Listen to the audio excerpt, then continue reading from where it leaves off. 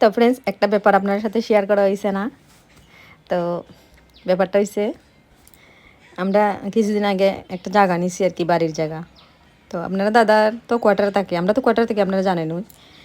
তো কোয়ার্টারে তো থাকতে পারবো যতদিন আপনার দাদা চাকরি আছে অতদিন, আর চাকরি শেষ হইলে তো যাইতে কি লাগবো।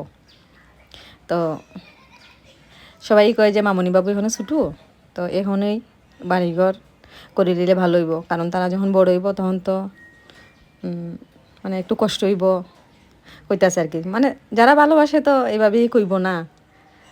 তো জায়গার এখানে গেছে, ওই যে মাটি ফেলাইতেছে, মাটি টাটি ফেলার আর কি, আস্তে আস্তে আস্তে আস্তে গরু ডাইব। তো আপনারা একটু আশীর্বাদ করবেন আর কি। আমি কিচ্ছু চাই না, শুধু আপনারা আশীর্বাদই চাই, আমি আর কোনো কিচ্ছু চাই না।